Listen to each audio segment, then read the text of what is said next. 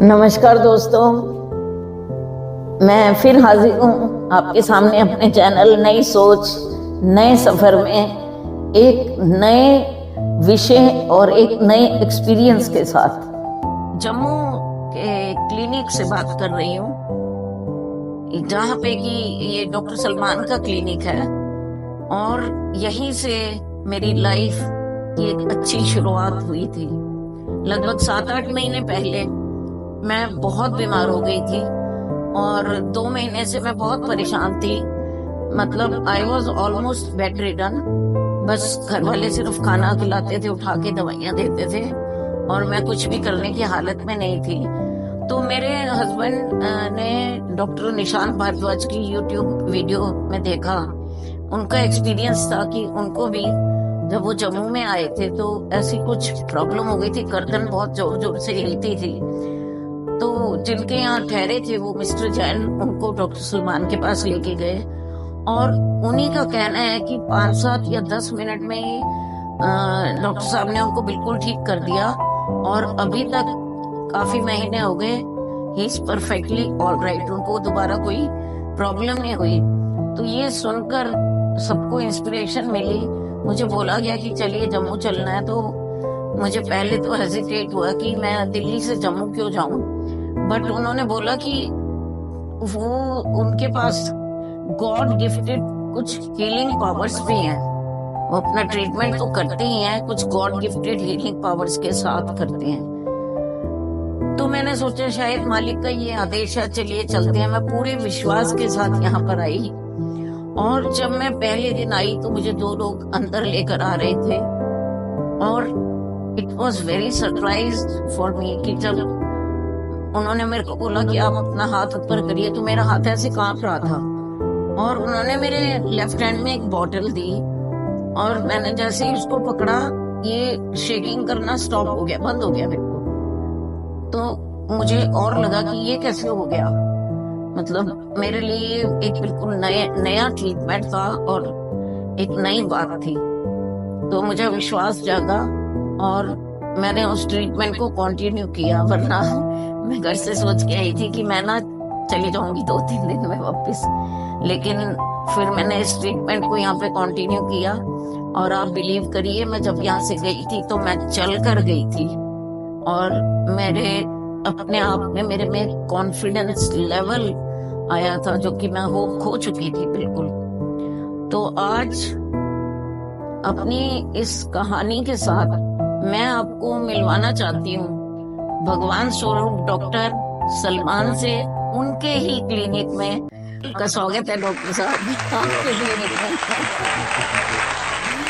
तो मेरा एक्सपीरियंस बहुत बहुत अच्छा रहा और मैं ये चाहती हूँ कि सब तक ये बात पहुंचे, क्योंकि ऐसा मेरे को जैसे नहीं मालूम था, बहुत लोगों को नहीं मालूम है कि इस तरह के ट्रीटमेंट्स भी होते हैं जी। और सबसे बड़ी बात मुझे अच्छी लगी, जो मेडिसिन मैं इतनी खा रही थी दिन में, डॉक्टर साहब ने आके उसको पहले धीरे धीरे मेरे को बंद करवाया। मैंने पहली बार सुना था कि कोई डॉक्टर ना मेडिसिन को भी बंद करवा रहे हैं, कभी बंद नहीं करवाते हैं। तो जब मैं यहाँ से गई तो मैं जिन डॉक्टर से मेरा ट्रीटमेंट चल रहा था मैं उनसे मिली और मैंने उनको कुछ नहीं बताया। मैंने बोला डॉक्टर साहब अब ये बताइए, थोड़ी कृपा कीजिए मेरे पे। तो वो कहते हैं अब आप बिल्कुल ठीक हो। उन्होंने सारी वो वाली जो मेडिसिन मेरे को दे रहे थे, सिंडोपा एंड ऑल दैट, वो कहते हैं बंद कर दो आप बिल्कुल ठीक हो। ऐसे क्या मैं अचानक से सब बंद कर दूं? बोले कर दो, बट आपका भी कुछ अलग था। तो धीरे धीरे मैंने उसको बंद किया और वो अभी तक बंद है, मुझे लेने की जरूरत नहीं है। तो ये जब मैं बात किसी को भी बताती हूँ, इवन मेरे स्टूडेंट्स, तो उनका एक क्वेश्चन आता है, क्योंकि मेरा माइंड उस टाइम काम नहीं कर रहा था जी। तो ये क्वेश्चन था कि ये व्हाट इज मेंटल हेल्थ, ये क्या रिलेशन है, मेंटल हेल्थ क्या है? पहले तो आपका थैंक्स करूंगा कि अपने चैनल पे आपने मेरे को इनवाइट किया और आपको कंग्रेचुलेट करूंगा कि आप एक बहुत बड़ी बीमारी में फंसने जा रहे थे, आप वहां से बच के वापस आए हो और बाकी सब लोगों के लिए भी इंस्पिरेशन बने हो आप। और बाकी जो लोग जो इस बीमारी से जूझ रहे हैं, शायद आपको देख के वो भी एक अलग थॉट प्रोसेस लेके अपने दिमाग में आएंगे कि शायद वो भी ठीक हो सकते हैं। मेंटल हेल्थ कुछ भी नहीं है, आपके बिहेवियरल चेंजेस जब भी होना शुरू हो जाएंगे, एक इंसान अपने दिनचर्या से हट के जब कोई अलग काम करना शुरू करता है तो कहीं ना कहीं उसका मेंटल हेल्थ जो है ना वो इम्बैलेंस होना शुरू हो जाता है। हमारा हर एक चीज ना, हर एक सिस्टम हर चीज चल रही होती है हमारी। हमें मालूम है कि सुबह जगना है, उसके बाद हमने अपने दिन के काम करने हैं और उसके बाद रात में आके सोना है। व्हाट इफ कि अगर वो सब चीजें रिवर्स हो जाएं, हम दिन में सो रहे हो, रात में जाग रहे हो, खाने का कोई आपको टाइम टेबल है नहीं आपका, जब आपका मन किया तब खा लिया, ये सब चीजें जो है ना आपकी मेंटल हेल्थ इलनेस है। तो यहाँ से फिर आपको एंग्जाइटी स्टार्ट हो जाएगी, आस्ता आस्ता डिप्रेशन होगा, स्ट्रेस होना शुरू हो जाएगा, मैनिया हो जाएगा, बहुत लेटर ऑन स्टेज में जाके शिज़ोफ्रेनिया हो जाता है, जो एक मेंटल सुसाइडल टेंडेंसी है। इंसान अपने आप को खुद से मारने की कोशिश करता है, उसको समझ नहीं आ रहा होता क्या है, उसके दिमाग में कुछ आवाजें आती हैं, कुछ फिगर्स नजर आना शुरू, उसको हेलुसिनेशंस हो जाते हैं, बहुत कुछ होता है। तो इन शॉर्ट एक इंसान को फिजिकली अगर फिट रहना है तो उसको मेंटली भी फिट रहना है। मेंटल हेल्थ बहुत जरूरी होती है एंड उसके लिए काफी चीजें हैं जो हम लोगों को अपनी लाइफ में हमने चेंज कर ली हैं, जो कि नहीं करनी थी। हम सोशल नेटवर्किंग को फॉलो करते हुए या सोसाइटी में बहुत से लोग हमें एडवोकेट करते हैं कि आप ऐसे कर लीजिए, बट क्या वो चीजें सही हैं या नहीं है, इसके बारे में किसी को मालूम ही नहीं है। ये सब चीजें जो है वो कर रहे हैं, वो अपनी हेल्थ के साथ खेल रहे हैं, स्पेशली अपनी मेंटल हेल्थ के साथ खेल रहे हैं। क्या मेंटल हेल्थ का न्यूट्रिशन के साथ कोई रिलेशन है? मेंटल हेल्थ का सिर्फ और सिर्फ न्यूट्रिशन के साथ ही रिलेशन है। मेडिसिन जो भी है, जैसे आप सिंडोपा खा रहे थे, सिंडोपा बेसिकली आपका सिर्फ डोपामिन जो फैक्टर है उसको इंक्रीज करती है, बट वो उसको क्योर नहीं करेगी। फिर विद टाइम जब ब्रेन डिपेंडेंट हो जाएगा, फिर हमें डोज इंक्रीज करनी है एंड फिर इंक्रीज करनी है। जब तक आप जी रहे हैं आपको वो मेडिसिन लाइफ लॉन्ग लेनी, बिकॉज वो कोई क्योर नहीं है। वो सिर्फ और सिर्फ जो है वो उस ट्रीट को हम थोड़ा टाइम बाय कर रहे हैं ताकि उसको ट्रीट कर सके, बट न्यूट्रिशन की तरफ कोई बात नहीं करता है। आप देखें, अगर आज के डेट में अल्जाइमर्स बढ़ रहे हैं या आज के डेट में कोई और प्रॉब्लम बढ़ रही है, that is all because of कि आप अपनी मेंटल एक्टिविटी भूल चुके हो। बड़ी बेसिक सी बात करूंगा, आप टीचर रहे हैं अपने लाइफ में, तो आपके टाइम में कुछ कैलकुलेशंस के बारे में सिखाया जाता था बच्चों को, जिसको अर्थमेटिक बोला जाता था। मेंटल एक्सरसाइजेस सिखाई जाती थी बच्चों को। आज की डेट में वो सब बुक्स जो हैं वो कहीं ना कहीं टाइम के साथ वो गुम हो चुकी हैं, वो बुक्स हमें दिखती नहीं है। और चीजें जो है कोकुलर एक्टिविटी जिससे स्कूल्स को थोड़ा बेनिफिट होता है, वो सब चीजें इंकॉर्पोरेट करनी है उनकी स्टडीज में, बट उनकी मेंटल हेल्थ पे कोई काम नहीं हो रहा बच्चों की। वहां से वो बच्चा कहीं ना कहीं प्रॉब्लम में आना शुरू हो जाता है। प्लस पेरेंट्स प्रेफर करते हैं आज की डेट में कि खुद से कुक ना करें, क्योंकि पेरेंट्स सारे वर्किंग है, टाइम नहीं है, तो वो फास्ट फूड बच्चों को खिला देते हैं। वो फास्ट फूड जो है उनकी मेंटल हेल्थ के ऊपर जाके कहीं ना कहीं असर करता है। ये सारे जो फैक्टर्स बच्चों को हिट करते हैं, तो वो बचपन से ही उनको कोई ना कोई बिहेवियरल चेंजेस उनके आना शुरू हो जाते हैं। तो हम लोगों को लगता है कि शायद ये जो बिहेवियरल चेंजेस आ रहे हैं ये इन बच्चों में, क्योंकि ये बड़े हो रहे हैं, अपनी एज में ग्रो कर रहे हैं, तो शायद ये तब बिहेवियरल चेंजेस, बट नहीं, ये मेंटल इलनेस के साइंस होते हैं। आप देखो आज छोटे छोटे बच्चे जो हैं वो कहीं ना कहीं स्ट्रेस में फंस चुके हैं या उनको एंजाइटी हो रही है, कॉलेज लेवल पे आते हैं, सुसाइडल केसेस बढ़ना शुरू हो गए हैं। अभी आजकल हम देख रहे हैं तो यूट्यूब पे या कहीं के बहुत सारे वीडियोस आ रहे हैं, लोगों की जो मैरिज हैं वो सक्सेसफुल नहीं हो रही हैं तो वो सुसाइड कर रहे हैं। ये सब चीजें क्या है? क्योंकि उनको वो थॉट प्रोसेस आना चाहिए, नेगेटिव थॉट प्रोसेस जो होता है वो उनको कहीं ना कहीं फिर उनकी जान लेने तक उनको मजबूर कर देता है। और ये स्टार्ट तब से हुआ था जबकि उनकी न्यूट्रिशन जो थी वो बैलेंस हुई थी। उनके खाने में जो शुगरी आइटम्स आ गई हैं, सॉफ्ट ड्रिंक्स कुछ ऐसे आ चुके हैं जिसमें बहुत ज्यादा शुगर होती है, और पैक्ड फूड जो आ चुका है, उसकी वजह से आपकी जो न्यूट्रिशनल वैल्यू जो डाउन हो रही है डे बाय डे। आप देखो ऑर्गेनिक लेवल जो मार्केट में जो ऑर्गेनिक प्रोडक्ट्स हैं उनके रेट्स बहुत हाई हैं। हम वहां तक, एक नॉर्मल बंदा वहां तक पहुंच नहीं सकता है। अब जब वो पहुंच नहीं पाएगा तो जो उसकी बजट में चीज फॉल करती है वो परचेज करता है, बट क्या जो वो चीज है वो न्यूट्रिशनल है या सिर्फ आंखों का धोखा है? ये चीजें हमें देखना पड़ेगी। और हम जो वो सस्ती चीज खा रहे हैं उसमें न्यूट्रिशनल वैल्यू तो है ही नहीं है, वो कहीं ना कहीं जाके इन लॉन्ग रन हमारे ब्रेन एक्टिविटीज के ऊपर भी असर डालनी है। मैं यही पूछना चाह रही थी कि गट ब्रेन का कनेक्शन क्या है? कनेक्शन क्या है? गट ब्रेन बेसिकली क्या है कि इसमें दो चीजें हैं। एक तो जैसे मैंने आपको बताया कि न्यूट्रिशन फैक्टर जो है वो काम नहीं कर रहे हैं। सेकेंडली कुछ चीजें अभी बड़ा अच्छा कुछ लोगों ने जिम ज्वाइन कर लिए हैं और अपनी फिजिकल एक्टिविटी को लेके वो थोड़ा सीरियस हो रहे हैं, बिकॉज कोरोना के बाद लोग थोड़ा सा डर गए थे और वो अपने आप को फिजिकली फिट रखना चाहते हैं। अब उसमें कुछ इन्फ्लुएंसर्स ने उनको बता दिया कि आप प्री वर्कआउट ले लीजिए, कैफीन इनटेक लीजिए। देखिए कैफीन या प्री वर्कआउट जो होता है ना, ये डायूरेटिक होता है। ये आपकी बॉडी में जो रिजर्व वाटर होता है वो बॉडी से आपका वो एक्सपेल करवा देता है। एंड आप डिहाइड्रेट स्टेट में जैसे ही जाएंगे, आप डीप फॉगिंग होना शुरू हो जाएगी, आपको फोकस उठ जाएगा ब्रेन का, आपको लगेगा कि डिफरेंट फिगर्स आपके आगे पीछे घूम रहे हैं, मल्टीपल इश्यूज आपके साथ होना शुरू हो जाएंगे। उसकी बड़ी छोटी सी एग्जांपल है, एक इंग्लिश का वर्ड है मिराज। एक आदमी जब कभी डेजर्ट में फंस जाता है तो उसको लगता है थोड़ी दूर पे ओएसिस है, बट वैसा कुछ नहीं होता है। तो वो क्यों हो रहा होता है? बिकॉज वो डेजर्ट के अंदर डिहाइड्रेट हो रहा है, वो स्टार्विंग मोड पे नहीं है, वो डिहाइड्रेशन मोड पर है। तो एक इंसान खाने के बगैर फिर भी रह सकता है, लेकिन पानी के बिना कभी नहीं रह सकता।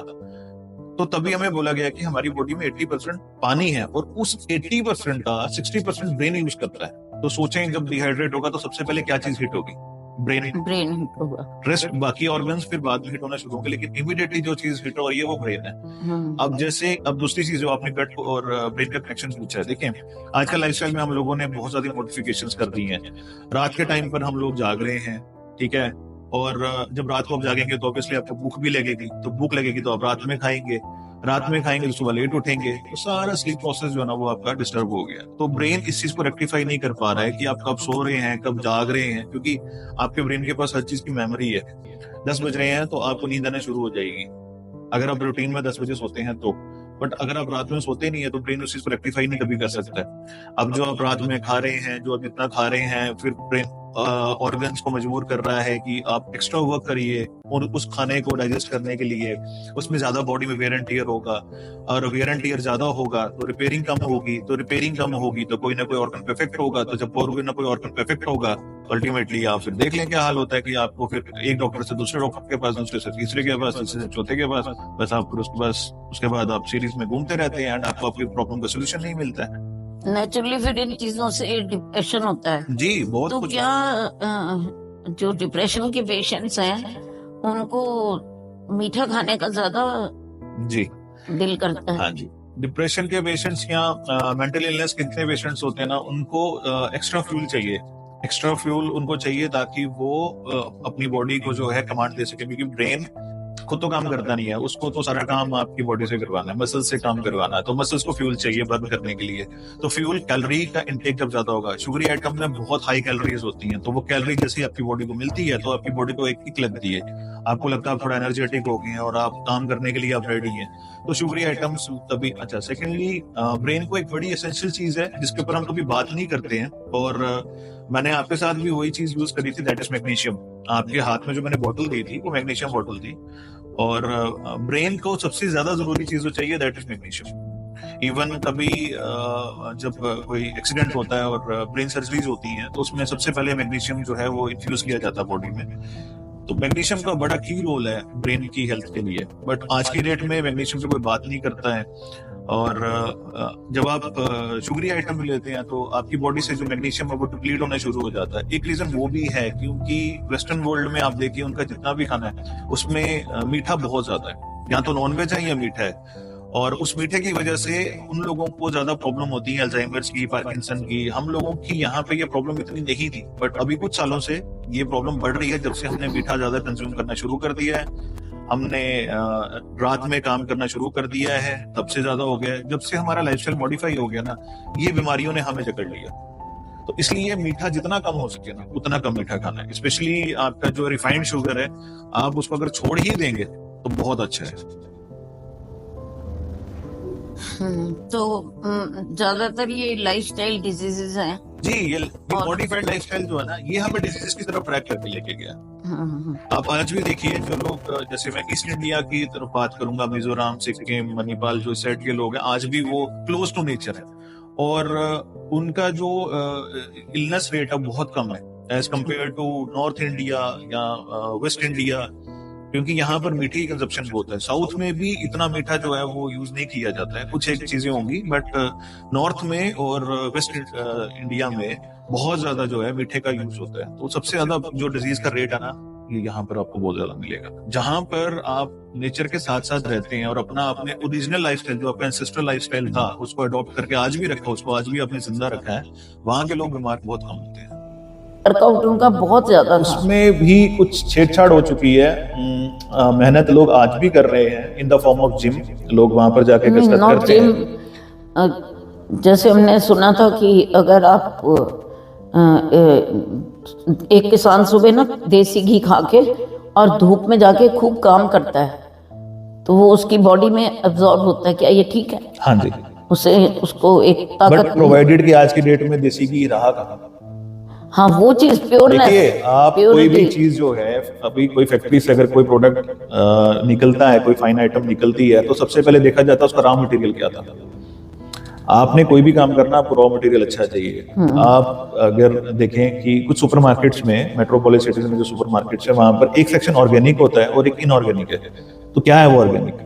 कि जिसमें फर्टिलाइजर्स, यूरिया, ये सब चीजें जो है ना लिमिटेड अमाउंट में है। ऐसा नहीं मैं कहूंगा कि है ही नहीं, वो तो पॉसिबल नहीं होता, बट एक लिमिटेड अमाउंट में, क्योंकि कुछ प्लांट्स को न्यूट्रिशन भी चाहिए होता है, तो वो एक लिमिटेड अमाउंट में। But on the other hand जो दूसरा जो इनऑर्गेनिक वाला जो सेक्शन है, उसके अंदर तो उन्होंने दबा के फर्टिलाइजर्स। अच्छा, आजकल एक नया काम हो चुका है, मैं आपको ये भी थोड़ा सा आपके जो व्यूअर्स हैं उनको ये इसके बारे में थोड़ी नॉलेज दे दूं कि आजकल जेनेटिकली मॉडिफाइड चीजें आ रही हैं जिसको हाइब्रिड बोलते हैं, जो कि बिल्कुल अनसेफ है, उसको चीजों को नहीं यूज करना है। बट हमारे पास अवेलेबिलिटी किसी और चीज की नहीं है, और अगर है तो बहुत कम जगहों पर है, तो हम सोचते हैं कि ये ले लेते हैं। बहुत से लोगों को लगता है कि आप सैलेड खा लीजिए वो हेल्दी है, आप फ्रूट्स ले लीजिए वो हेल्दी है, बट मैं आपके चैनल से ये लोगों को बताना चाहता हूँ कि आप जितनी चीजें ये ले रहे हो ये सारी अनहेल्दी है, ठीक है। और क्योंकि ये जेनेटिकली मॉडिफाइड है।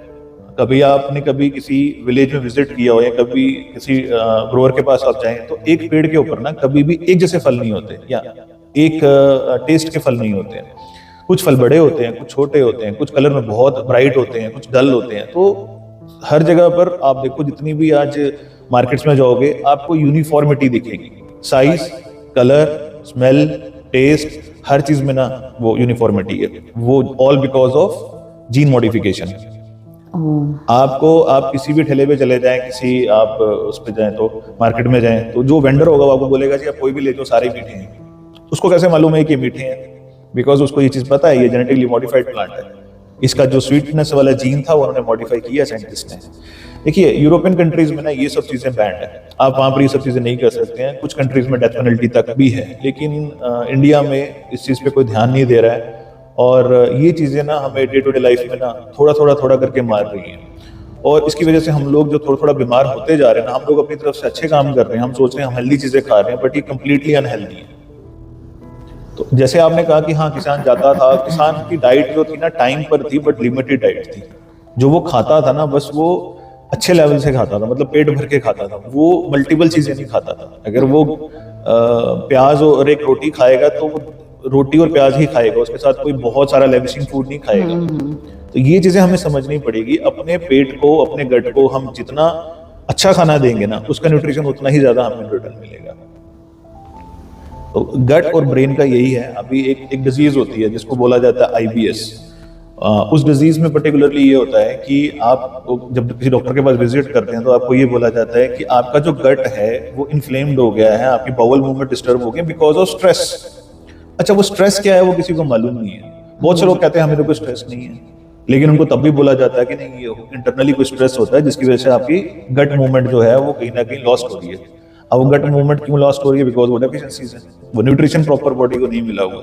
तो बॉडी को जब भी न्यूट्रिशन नहीं मिलता है, उसकी वजह से कभी ना कभी कुछ ना कुछ ऑर्गन, मसल, बोन, कहीं ना कहीं कुछ ना कुछ फेलियर जरूर होगा। अब भगवान जाने वो फेलियर कब, कहाँ, कैसे होगा, वो उसको पता है। तो मुझे लग रहा है कि आज का ये वैसे तो बहुत लंबा टॉपिक है जी, इसमें अभी हम शायद आधे से भी कम ही बता पाए होंगे आप जी। आपके पास भंडार है नॉलेज का। तो आज जितना बताया गया है, मुझे लगता है कि अगर हमारे दर्शकों को ये पसंद आता है तो मैं डॉक्टर साहब से रिक्वेस्ट करती हूँ कि आप अपना फ़ोन नंबर और एड्रेस दीजिए, ताकि आप लोगों में से जिनको भी ये फील हो, रियलाइज़ हो कि हाँ मुझे एक बार वहाँ दिखा देना चाहिए, जो जैसे मैं परेशान थी, जो परेशान है इस टाइम, जिनको कोई राह नहीं दिख रही, तो यहाँ राह मिलेगी, ये मेरा विश्वास है। डॉक्टर साहब आप अपना नंबर और एड्रेस दे दीजिए। जी, मेरा नंबर है 7888-933-6504 और मेरा एड्रेस है 51/6 Trikuta Nagar, Jammu, opposite RBI staff quarters. तो थैंक यू डॉक्टर साहब, आपने मुझे बहुत टाइम दिया। आपके पेशेंट्स भी आने वाले होंगे जी। लेकिन मुझे मेरे दिल में था कि ये एक बात ज़रूर पहुंचनी चाहिए और मौका मिला तो फिर करेंगे।